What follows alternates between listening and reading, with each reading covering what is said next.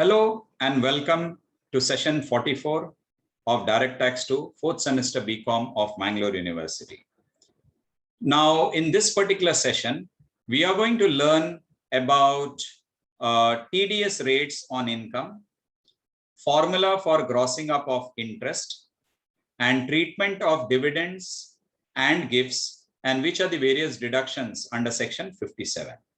Now let's look at the TDS rate, tax deducted at source rates on various incomes. In the case of interest on securities issued by local authorities and statutory corporation, the TDS rate is 10%. In the case of interest on debentures issued by Indian companies, once again the TDS rate is 10%.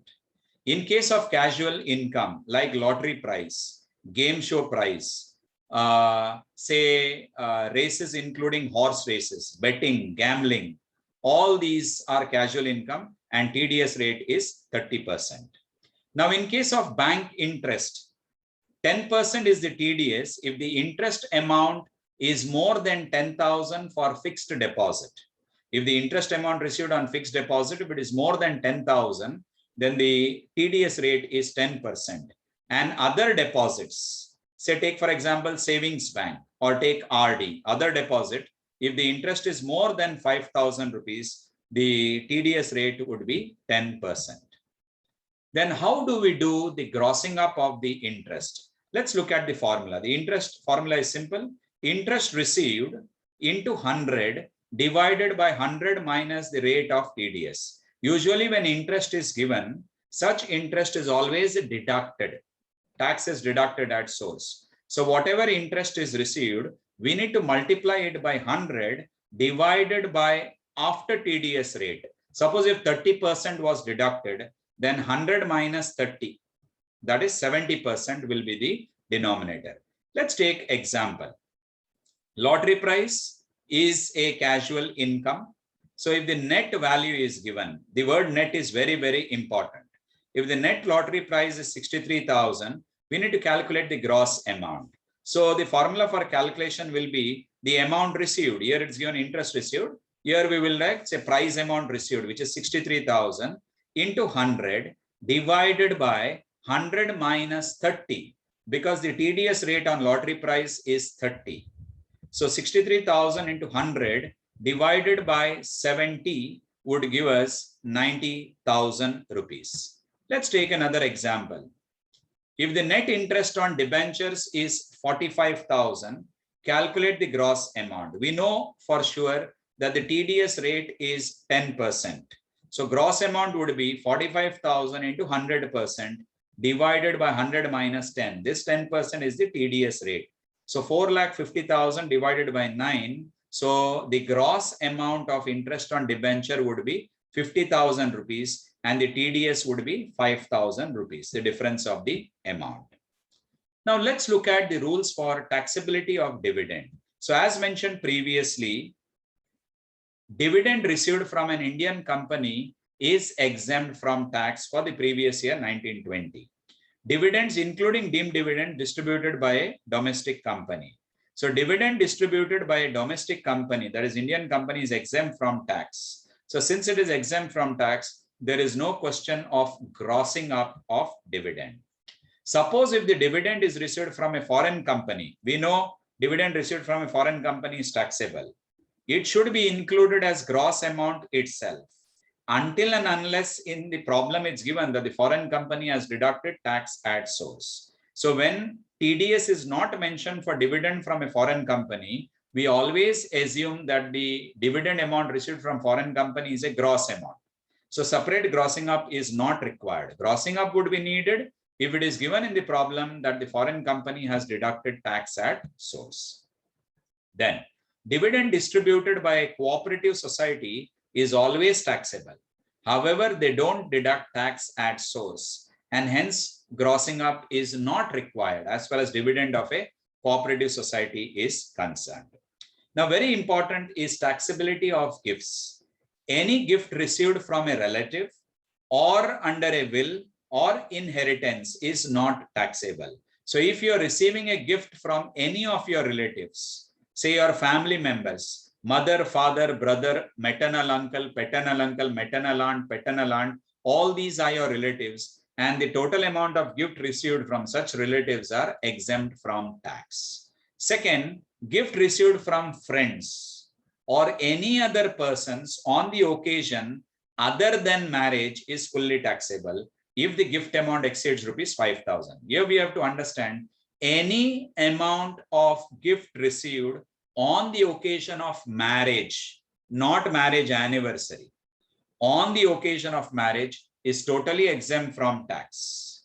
But gifts received from any persons on the occasion other than marriage, say on a birthday, say on a birth anniversary, say on marriage anniversary, or any other get together, then if the gift amount exceeds rupees 50,000, if the value of the gift exceeds rupees 50,000, then such a gift becomes fully taxable. So gift is taxable only if the aggregate value of gifts exceeds rupees 50,000 and the gift is given on an occasion other than marriage by any person other than relatives. So gift would be taxable if the aggregate value of gifts exceeds rupees 50,000, not given by relatives and not given by anyone on the occasion of marriage. So that's about taxability of gifts. Next, we have deductions under section 57. These are the deductions which are available for incomes that are earned under the head other sources. Commission or collection charges for realizing the interest on securities or dividends. Let's understand this very clearly. Suppose I have earned interest on securities from 6-8 companies. And each of these companies are sending me, say, checks, interest with TDS, say, through checks. So I am going to deposit these checks in my bank, and my bank is going to collect the interest amount on behalf of me. Now, suppose for all these collection, the bank is going to deduct collection charges, or bank is going to deduct commission for taxable interest on securities, then such commission or collection charges can be claimed as deduction from the income under the head other sources. Next, we have repairs, depreciation, and insurance premium. In case you have let out plant, machinery, furniture on a composite rent. So repairs on such assets, depreciation on such assets, insurance premium paid on such assets can be claimed as deduction under section 57, provided such incomes are not shown under the head business income. So they can be claimed as deduction under the head other sources from such income from such assets. Very important point. We have a standard deduction at 1/3 of family pension or rupees 15,000, whichever is less. Suppose in the problem it's given as family pension. And suppose if the family pension amount is 27,000, we take either 1/3 of 27,000, which is 9,000, or rupees 15,000, whichever is less. So in this example, 9,000 is less. Suppose if the family pension amount received, let's say, is around 90,000 rupees, 90,000. So 1/3 of 90,000 would be 30,000. So either we take 30,000 or a fixed amount as given over here, 15,000, whichever is less. So that can be claimed as deduction under section 57. So in this example, 15,000 would be less than rupees 30,000. So that will be claimed as deduction. Then interest on money borrowed for investment in securities. Let's take example. I have borrowed a loan, say, from bank, and whatever amount is borrowed as loan, I have purchased investments. So whatever income that I'm earning out of investment, say interest on investment, I can claim a deduction of interest on loan which I'm going to pay to the bank from income from such investments. So interest on money borrowed for investment in securities can be claimed as deduction from income from such securities. Any other expenses for earning income, provided those expenses are directly connected with the earning of such income. Then employees' contribution towards staff welfare scheme. So if the employee has contributed any amount towards the staff welfare scheme, that can be claimed as deduction under section 57.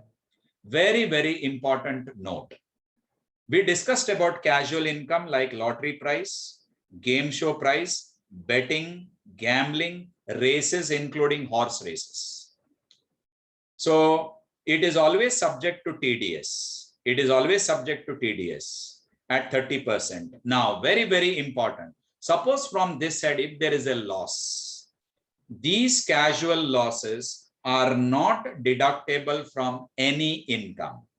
Also, if I win a lottery prize, let's say of 50,000 rupees, there will be a TDS of 30%, which would work out to around 15,000 rupees. But I might have paid 100 rupees to purchase a lottery ticket.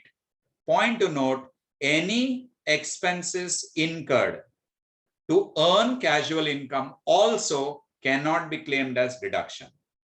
So the cost of the lottery ticket will not or cannot be claimed as deduction from casual income. This is a very special feature of casual income. Any expenses of casual income cannot be claimed as deduction.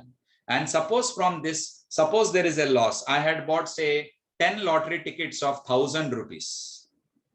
So 10,000 is my lottery ticket price and I don't win any prize. This 10,000, the cost of lottery ticket, which is a loss for me, I cannot claim this as deduction from any other head of income.